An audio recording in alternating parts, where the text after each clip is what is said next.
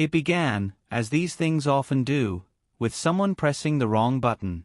Not a red, glowing, cinematic button with alarms and klaxons.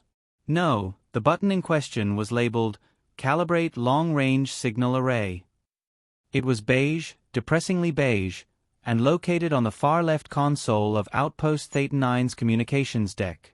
Lieutenant James Calder, polite smile on his face and coffee in hand, tapped it idly while trying to shoo away a moth. The moth, to his credit, was the most aggressive thing Calder had faced in 3 weeks of deep space boredom. Unfortunately, the tap carried an extra joule of energy from his caffeine-fueled wrist flick, and that's how humanity's first interstellar broadcast was born. The message wasn't poetry. It wasn't philosophy. It wasn't even coordinates. It was Earth's test pattern. The ancient, multicolored bars of static television calibration, complete with a faint, tinny rendition of the girl from Ipanema.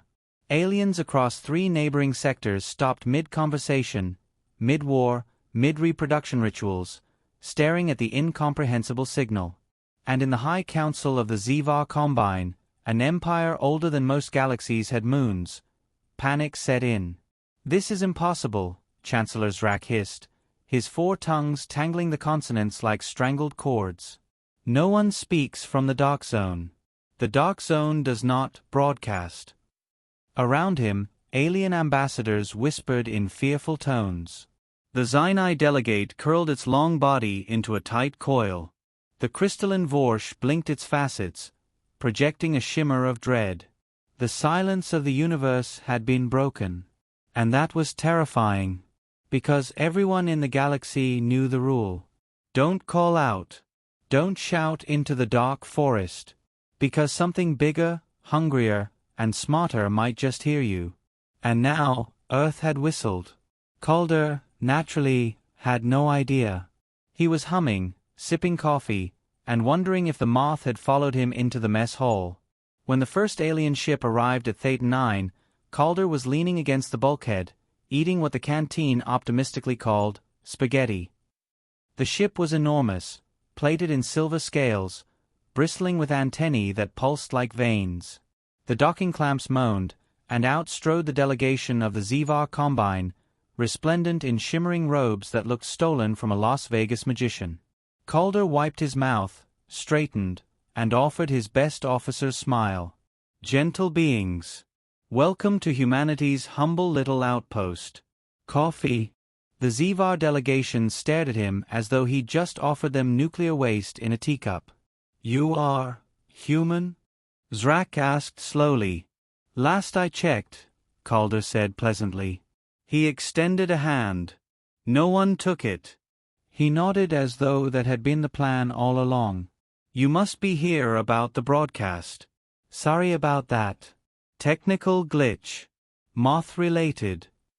The chamber went deathly quiet. Moth," repeated one of the delegates. "Yes," Calder said cheerfully. "Small creature. Wings. Attracted to light. Terrifying little buggers if you've got a lamp. We lost wars to them, metaphorically speaking." The aliens blinked, utterly lost. Calder took another sip of coffee and continued with that same infuriatingly polite calm. "So, what brings you folks to our dusty corner of space?" Zrak cleared his throat, or possibly 4 throats. "You have broken the silence. Do you not understand? Civilization after civilization has vanished because of it. This galaxy is a dark forest, human. Every voice risks being hunted. And you sang." Calder tilted his head, pretending to consider it gravely, while in reality filing the information away with the cold efficiency of a chess grandmaster. "Well, that does sound problematic." He set down his mug. "Fortunately, we humans are very good at problems." It was said politely, casually, but it froze the room like liquid nitrogen. Because Calder smiled while he said it. Over the next few weeks, more delegations arrived. The Vorsh, shimmering and fragile, demanded to know if humans understood the risks. The hulking Ragath clans growled warnings about predators lurking between the stars. A swarm of drone-like entities called the Kithari sent only one word in machine-perfect tones: foolish. And Calder, ever polite, ever smiling, listened patiently. He nodded. He apologized. He offered tea. He told stories about Earth's oddities, traffic jams, taxes, and the tragic saga of pineapple on pizza. Aliens found him baffling. But what unsettled them most was not what he said. It was what he didn't. Never once did Calder express fear.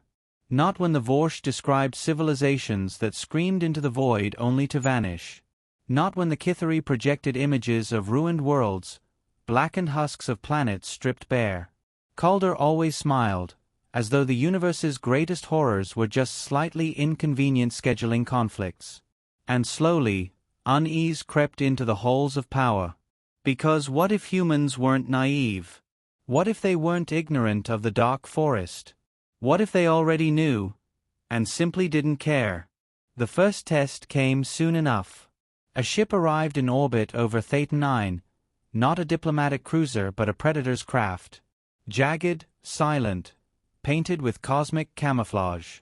It drifted like a shadow, bristling with weapons, and everyone knew, something from the forest had heard. The combined delegation begged Calder to evacuate.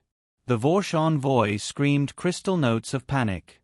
Calder simply buttoned his uniform jacket and strolled onto the outpost's command deck.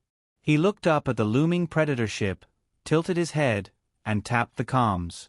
"Unidentified vessel," he said politely, as though calling room service. "This is Lieutenant Calder of Earth. You've come an awfully long way. Care for some tea?" The ship did not answer. Its weapons warmed. The combined delegation clutched each other in despair. "You see? This is why we do not speak. They will destroy us all." Calder smiled faintly. "I don't think so." He pressed one button. Not beige this time, red. The dark of space lit up. Dozens, no, hundreds, of human warships decloaked across the sector, silent predators in their own right. Sleek, efficient, bristling with weaponry no alien had ever catalogued. Their presence had been masked so thoroughly that even the Combine's most paranoid intelligence agencies had no clue. The Predator ship froze. Calder leaned casually on the console, voice as calm as ever.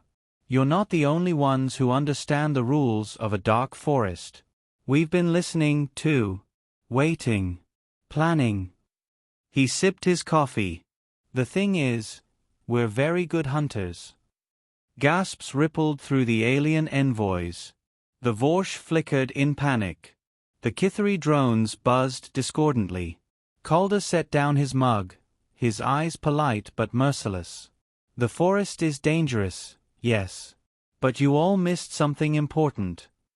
He smiled, wide and bright, in that human way that looked a little too much like baring teeth. "Predators don't whisper in a forest. They whistle.